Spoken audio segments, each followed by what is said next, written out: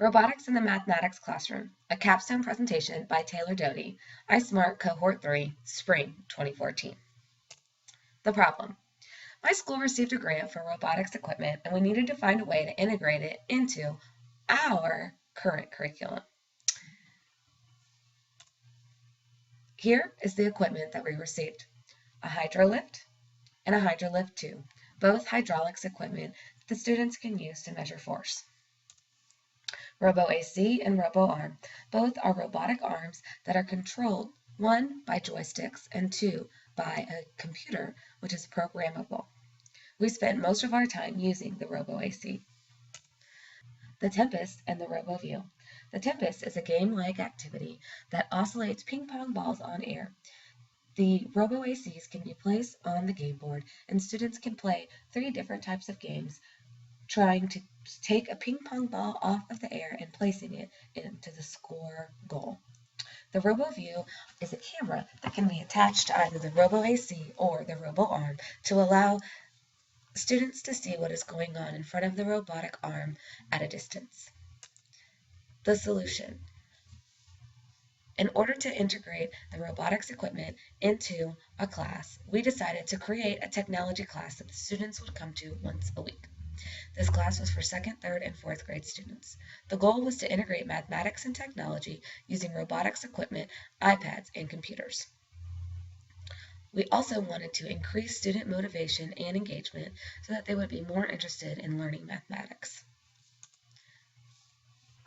When researching the literature about using robotics in the mathematics classroom, a few concepts emerged.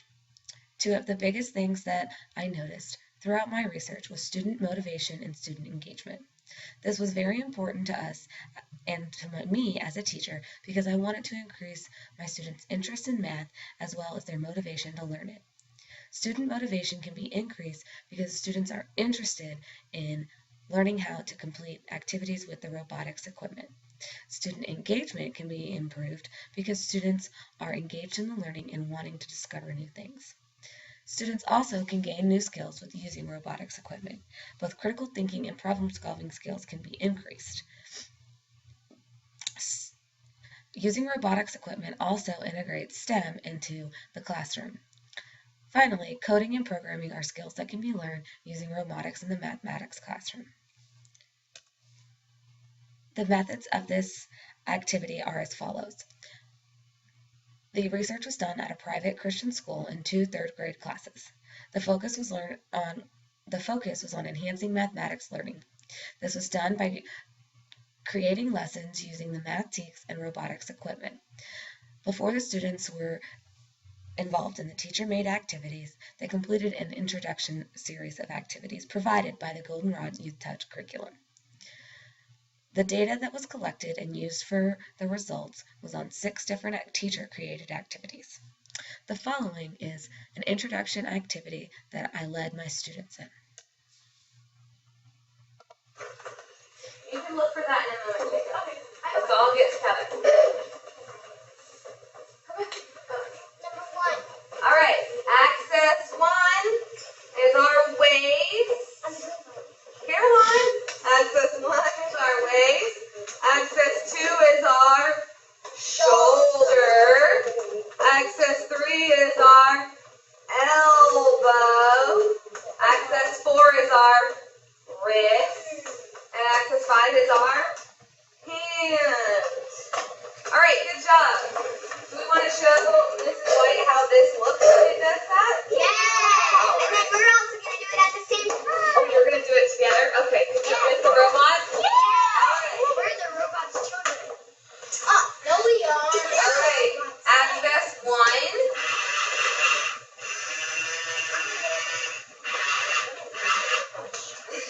Axis 2.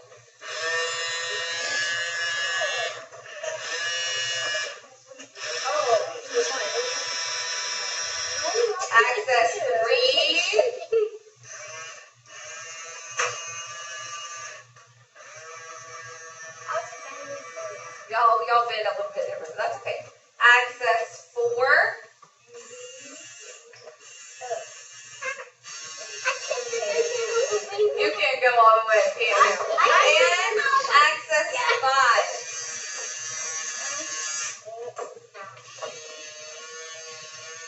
Good job.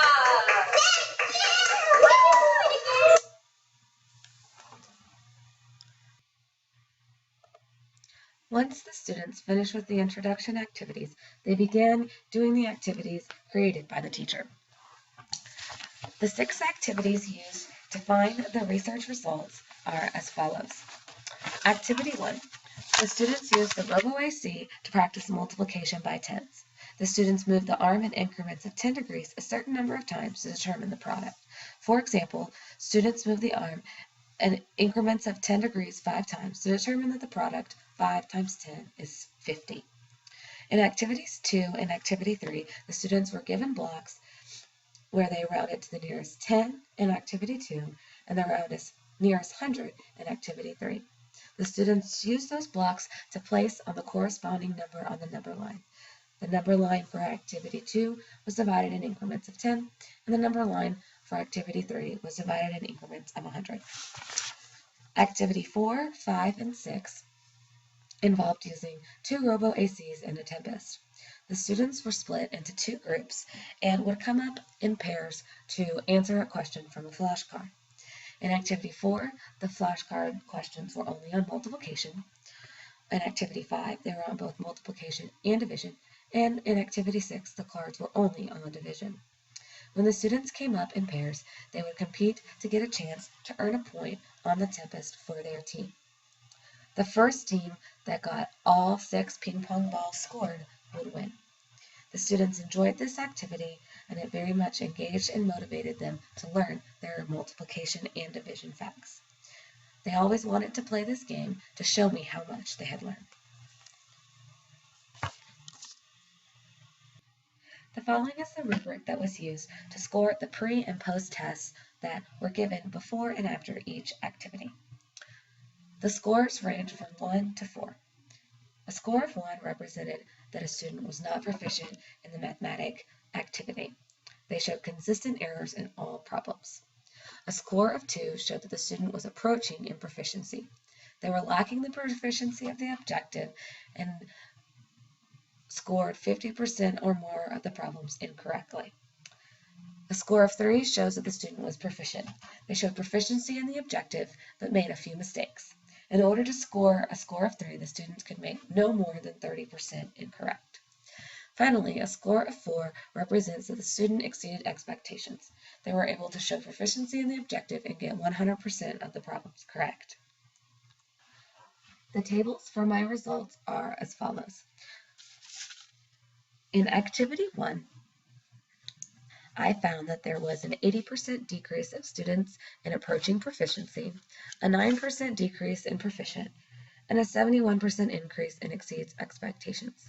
In activity 2, there was a 16 and 7/10% increase of students that exceeded expectations, and a 60% decrease of students that were proficient. This decrease represented the students who went from proficient to exceeds expectations.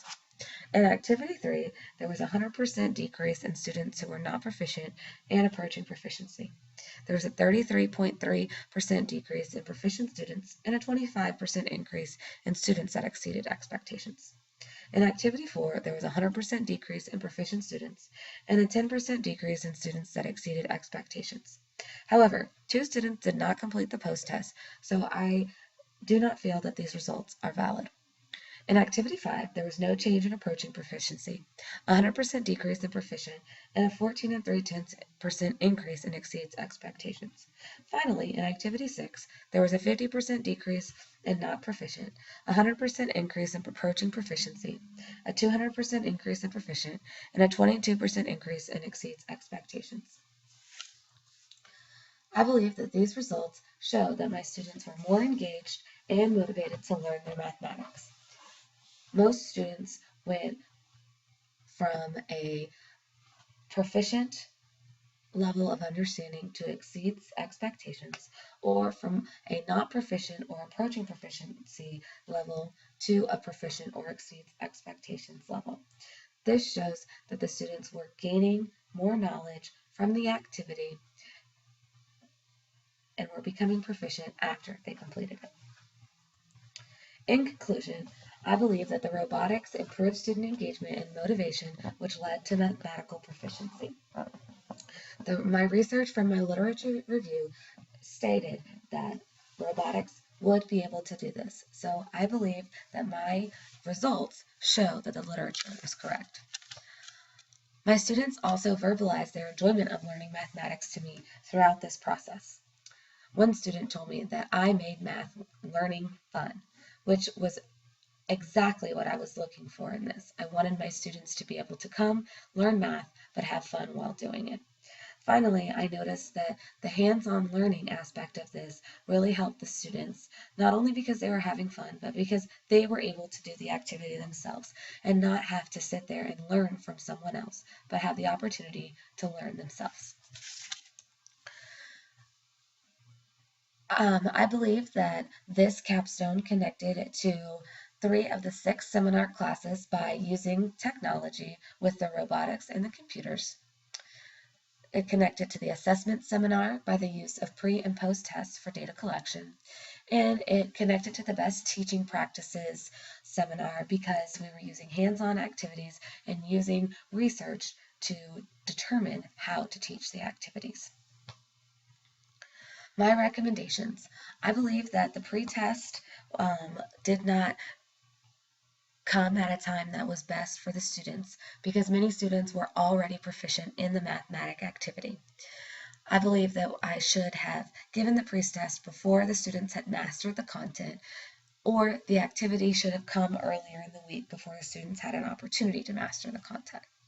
I would also use a different type of robotics equipment, such as Lego Mindstorms or VEX.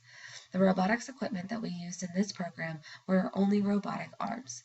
The students were very interested in building and designing their own robots that they would be able to code and program to do whatever they would like.